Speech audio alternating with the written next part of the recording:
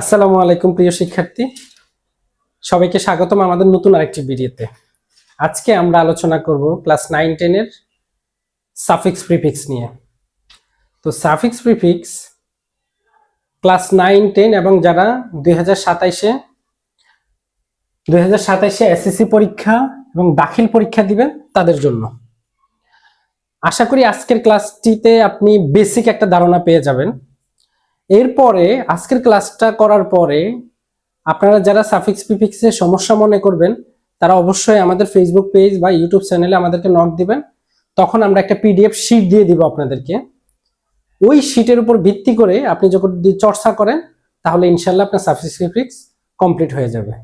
আর ওই শীটটি আমরা তৈরি করেছি বিগত 8 থেকে 10টি বছর সাফিক্স প্রিফিক্স কোন কোন বোর্ডে কিভাবে এসেছে তার উপর ভিত্তি করে, এবং সম্ভাব্য আপনাদের পরীক্ষাতে কিভাবে আসতে পারে তার উপর ভিত্তি করে আমরা ওই পিডিএফ ফাইলটি তৈরি করেছি। ঠিক আছে, কথা না বাড়িয়ে এখন ডিরেক্ট চলে যাচ্ছি আমরা আমাদের ক্লাসে। সো সাফিক্স প্রিফিক্স, প্রিফিক্স খেয়াল করে দেখেন, প্রি শব্দটার অর্থ হলো পূর্বে।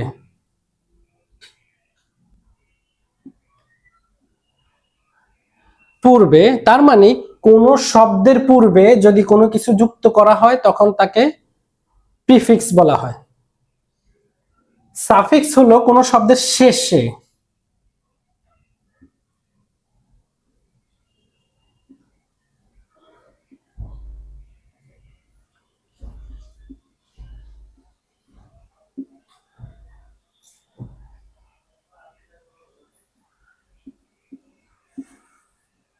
কোন শব্দের শেষে যখন কোনো কিছু যুক্ত করা হয় তখন সেটা হলো সাফিক্স। তাহলে প্রিফিক্স হলো কোনো শব্দের পূর্বে যখন কোনো কিছু যুক্ত করবেন আপনি, সেটা হবে প্রিফিক্স।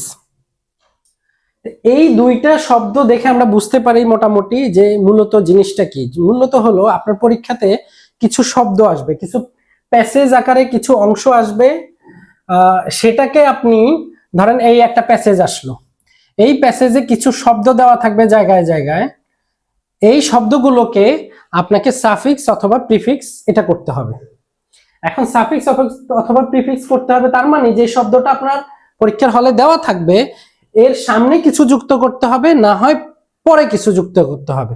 এখন প্রশ্ন হলো, যেই শব্দটি দেওয়া থাকবে এর কি শুধু শুধু সামনে বা পরে দুই পাশে কি যুক্ত হওয়ার কোনো সুযোগ আছে? হ্যাঁ, দুই পাশে যুক্ত হওয়ার সুযোগ আছে। এটাকে বলা হয় অ্যাপিক্স। এটাকে বলা হয় অ্যাপিক্স। এই অ্যাপিক্স এই অ্যাপিক্স মানে হলো সামনেও যুক্ত হবে পিছনেও যুক্ত হবে, তখন আমরা একে অ্যাপিক্স বলবো। তাহলে সাফিক্স, প্রিফিক্স এবং অ্যাপিক্স। এখন এই যে পরীক্ষার হলে কোনো শব্দ যদি আপনার আসে তাহলে আপনাকে এটাকে তিন ভাবে চিন্তা করতে হবে। এই যে শব্দটা আসবে এটাকে বলা হয় রুট ওয়ার্ড, মূল শব্দ যেটাকে বলা হয়।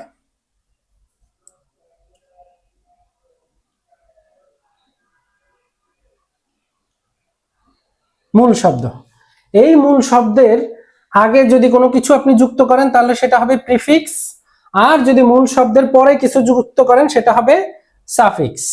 এবং মূল শব্দের উভয় পাশে যদি কোনো অংশ যুক্ত হয় সেটা হবে অ্যাপিক্স, এবং প্রত্যেকটি শব্দের নতুন অর্থ দাঁড়াবে। এখন আমি যদি উদাহরণ হিসেবে দিই তাহলে একটু দেখবেন, আমি একটু মুছলাম, যাদের নোট করার প্রয়োজন হবে তারাও আশা করি পজ করে করে নোট করে নেবেন।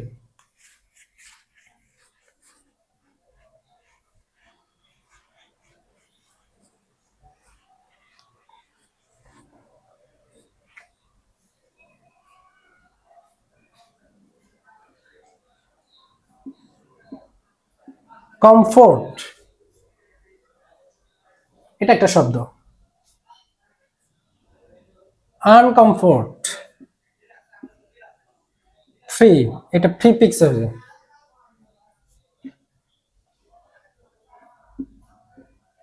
কমফোর্টেবল, এটা হলো সাফিক্স। এই শব্দটা শেষে যুক্ত হলো, দেখেন কমফোর্ট হলো মূল শব্দ, এটা হলো মূল শব্দ। এই মূল শব্দের আগে একটা অংশ যুক্ত হয়েছে, আনকমফোর্ট, এটা নতুন একটা অর্থ প্রকাশ করছে। আবার কমফোর্টেবল, এটা আবার নতুন একটা অর্থ প্রকাশ করছে। এরপরে কিন্তু একটা অংশ যুক্ত হয়েছে এবল। এখন এই শব্দটার দুই পাশে আরেকটা শব্দ যুক্ত হইতে পারে আনকমফোর্টেবল।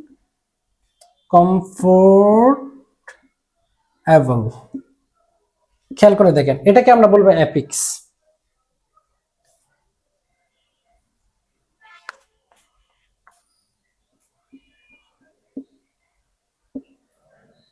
এটাকে আমরা বলবো অ্যাপিক্স।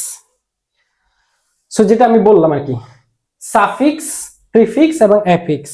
এখন আপনার পরীক্ষাতে যদি এরকম কোনো প্যাসেজ আসে এবং সেখানে যদি কোনো শব্দ দেওয়া থাকে, তাহলে আপনি সেই শব্দটাকে কতভাবে চিন্তা করবেন বলেন তো? 3 ভাবে চিন্তা করবেন। শব্দটা হতে পারে হয় সাফিক্স, না হয় হতে পারে অ্যাফিক্স, না হয় হতে পারে প্রিফিক্স। এই 3টার যে কোনো একটা হবে, এর বাইরে কোনো কিছুই না।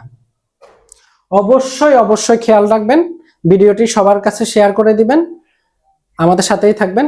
ধন্যবাদ, আল্লাহ হাফেজ।